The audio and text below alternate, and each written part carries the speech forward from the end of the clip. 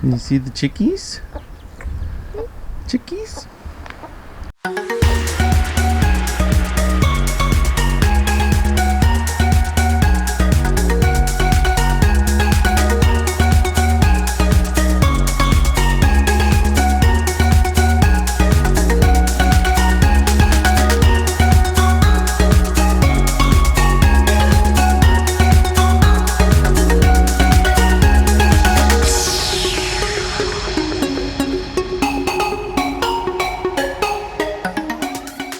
Alright, so we're just looking out the window and noticed that Big Red, who is a blue-laced red Wyandotte, had two little chicks following her around.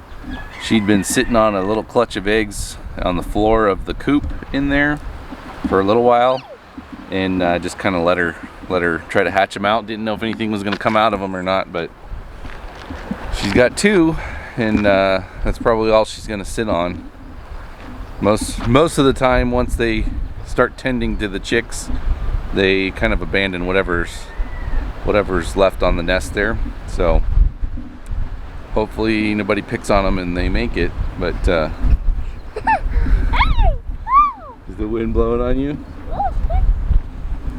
But anyway, so that's a kind of a nice little St. Patrick's Day bonus. So everybody got their green on. I got my green on. You don't have your green on? Oh, you got a little green on your diaper. I don't have to pinch you. Hello and welcome back to Boisterous Cock Farmstead. So today got a little bit of bad news. For those of you that have been following us for the last few months, you'll know that I had switched my pigs in my big pasture over here over to eating off of a big bale, 1,200 pound plus bale of hay, and that was lasting them about a month at a time. And today is 4 weeks from the last time I went and got one, and they are out.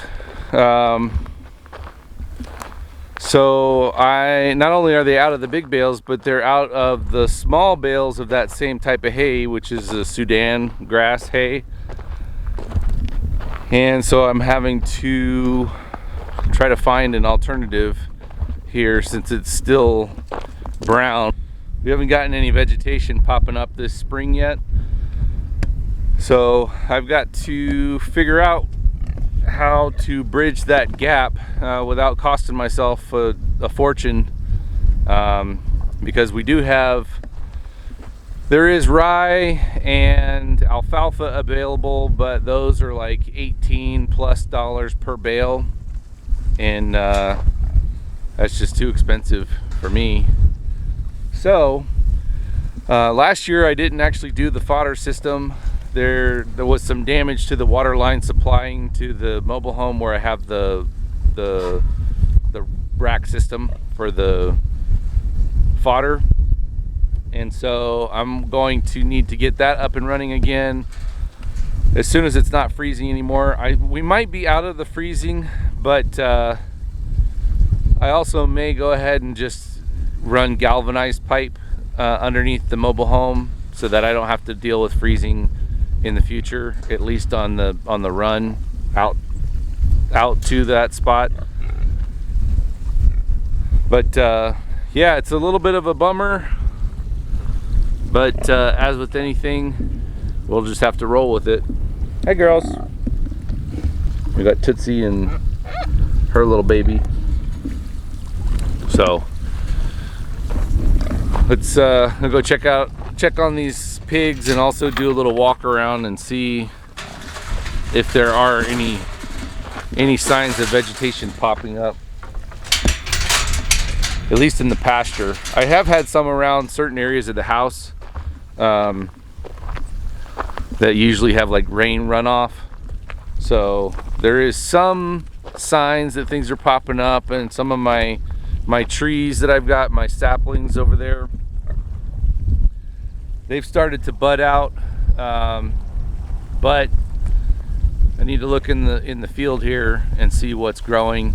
and maybe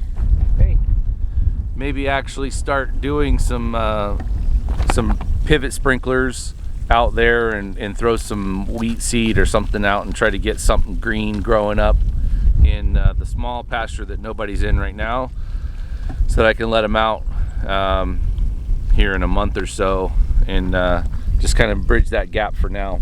So I'm gonna go walk around and I'll check back with you guys here in a minute. So I did a little walk around and actually talked to my neighbor Vicky, who has the horses on my property, and she said she's not able to get big bales either. She was feeding rye bales to her horses, and so she's had to switch over to small alfalfa bales.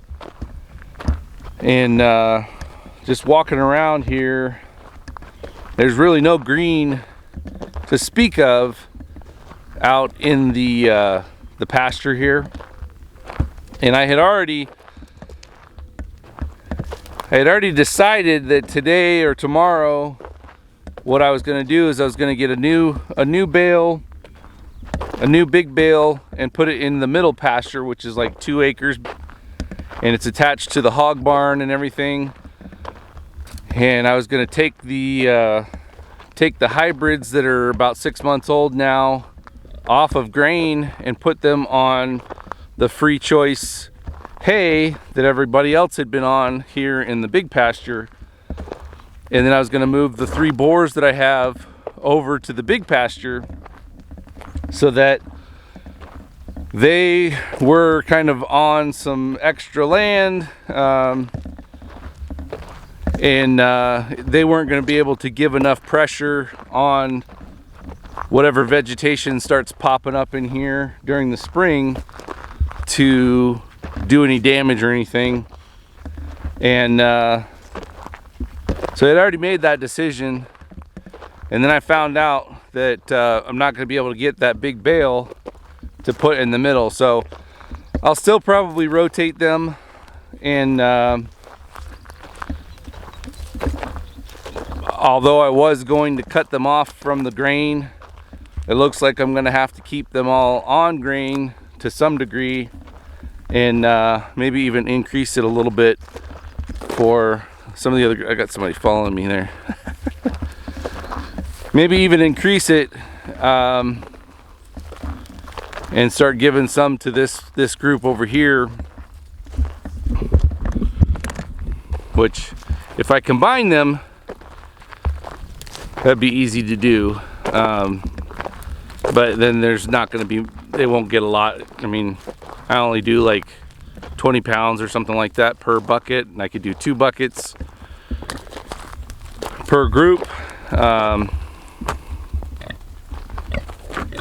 Hey, you just follow me around? I got a pig and a goat following me right now.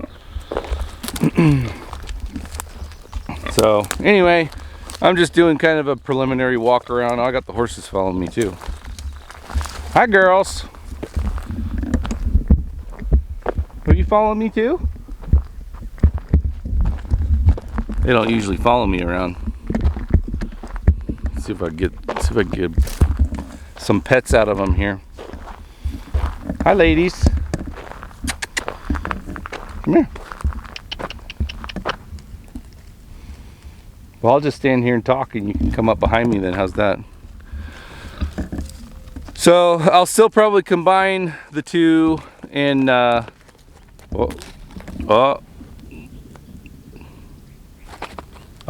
got to touch you though. I'll still probably combine the 2 groups, and then just have my boars, the boars in the big area here, and which is, I think I said 4.5 acres, and then everybody else will just be kind of in the other area.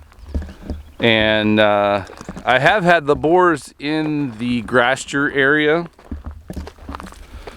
for the last few weeks or whatever. They've been kind of rooting around, breaking it up, and I've been waiting until it was warm enough at night that I could actually leave the hose bib and everything connected, and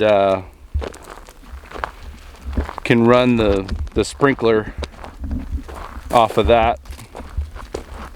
I don't know if that, I think I actually left my timer out, and so it might be broken, might have frozen up. I'll have to double check that, run a couple tests on it here. But I do have another timer, I think, to use. And then I've also got some other areas that I was thinking about starting to do some sprinkler irrigation on, and might just have to do it a little bit faster than I would like, which means it probably won't have a good rest period, so it's gonna be hit or miss as far as whether the grass actually establishes itself for future seasons or not. But at this point in time, I just got to kind of keep them fed however I can do that, and economically or not during this period of time. So fortunately, these pigs don't require a ton just to maintain them, but I've got a lot more pigs than I had hoped for. So if you're in the Wilcox area and you're looking for some pork, I've got a couple butcher dates later this year. I've got one I think is Memorial Day week, and one is Labor Day week in the fall. So definitely hit us up, and we'll get you taken care of as far as that goes. But I'm gonna go do a little bit more looking around in some of the other ones, and do some wallow filling and everything. It's pretty warm out today, actually. It feels like it's in the mid 70s, but very little wind, so gotta make sure these guys have their sunscreen wallows to play in. So if I think of anything else, I'll hop on here and record another little section. All right, so welcome back to Boisterous Cock Farmstead. If you're wondering why I've got my hood and everything on, no, it's not that cold, but it's just very sunny right now, and I was out yesterday longer than I expected to be, so I got some extra sun on my neck and my head, so I'm trying to be protective of that today. But I moved around the pigs yesterday. I've got the boars flipped over to the large paddock, and then I brought everybody into the center paddock, and I've got an order for a customer to grow out a market hog for end of May. So I'm going to isolate that pig and at least one other, maybe two other, into where the boars were. And with the hay shortage and everything that we've had around here, I got a big bale of corn stalks yesterday, and I'm kind of having to teach the pigs that that's a food source. So hopefully they adopt that as their food, and I don't have to keep heavy hay feeding them and graining them here in the near future. So that's what I did over the last couple days. I want to give a shout out to Sherman, aka Crypto Cam, and down in Australia. I appreciate your support and talking to you in the Discord and everything. And I am going to actually plumb in on that repair that I did for the water nozzle over here in the big pasture. I just put some plugs in a 4-way T on there, and so today I'm going to remove one of those plugs, and I'm going to actually put the faucet back on there, the hose bib back on there, and that way I can actually water my trees over here a little bit easier. We did get 1 day of rain. We'll see if it actually turns into some vegetation. Hopefully it does, but it's been pretty windy and sunny the last few days, so I don't know if any of that actually got down and was able to germinate anything, but we'll see. And that's what we really need right now, is get some good vegetation growing out in the fields for the pigs to free graze and kind of help out with the food bill around here.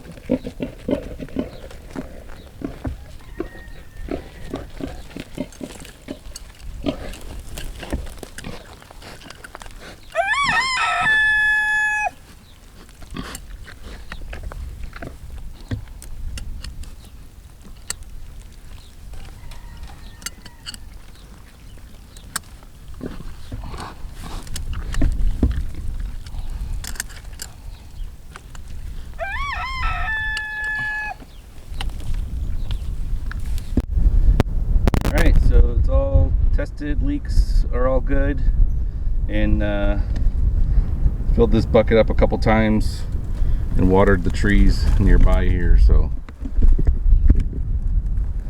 there's one right there, and then there's one over here.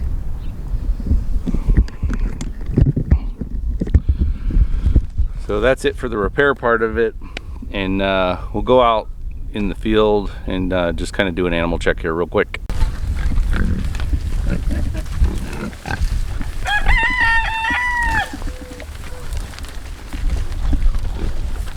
So as I said, I've moved the herds around, and I'm not able to get the rye bales or the Sudan grass bales that I had been getting and feeding the majority of my pigs kind of free feed off of a large bale. And I got 6 of the 3-string bales of alfalfa from my local feed store while they had it, and I've already gone through 1.5 of those. And now I've got these corn stalks, which my pigs haven't really shown a ton of interest in. We've got Vincenzas out here kind of napping next to the corn stalks. But anyway, basically this is all the plant matter after they've gone through and combined all the corn up, and they just bale it up. Not very high in protein, but it's got a good amount of carbs in it, which is what I really need it for right now. Just kind of keep their weight on them. And then I'll supplement with the alfalfa and the fermented grain mixture as I see fit. The biggest challenge is going to be, one, because they've got different size pigs, and also have different breeds in here, that there's going to be some that are a little bit more aggressive and kind of pushing others off, so I got to be mindful of that as well. And if I need to split them up a little bit more, then that's what I'll just have to do. So that's the update. Everybody's still hanging in there, and even the 2 little chicks that we had that hatched out on St. Patrick's Day, I have named them. One of them's kind of dark and one of them has kind of like a reddish tone to it. So they're named Guinness and Harp, and they are both doing really well still. And Asher especially loves coming out and checking on his little chicks. So that, I think, is going to do it for today. As I start up other projects, I'll be sure to update you guys. But yeah, I think that's going to be it. If you like this video, please give us a thumbs up. Please subscribe to our channel if you're not already. I've posted it in a previous video, but when we hit 250 subscribers, we are going to do a t-shirt giveaway. So one lucky person will actually receive a Boisterous Cock Farmstead logo t-shirt, and more details will come out on that once we hit that milestone of 250 subscribers. So please subscribe, like, share this video and other videos of our farm to help us grow, and maybe you will be the lucky winner of that t-shirt. If you'd like to see our fodder setup, I'll make sure to put a link in the description for a previous video that I've done on our fodder system. And basically I'm just going to be starting up the same thing, so I just need to get it all cleaned up and make sure that it's running and flowing, and then I'll start the grain soaking process. And it's about an 8-day process from time I start soaking the seed to the time that I can actually feed it to the pigs. So once we get that rolling, we'll be sure to update you on that as well. As always, thanks for joining us, and God bless.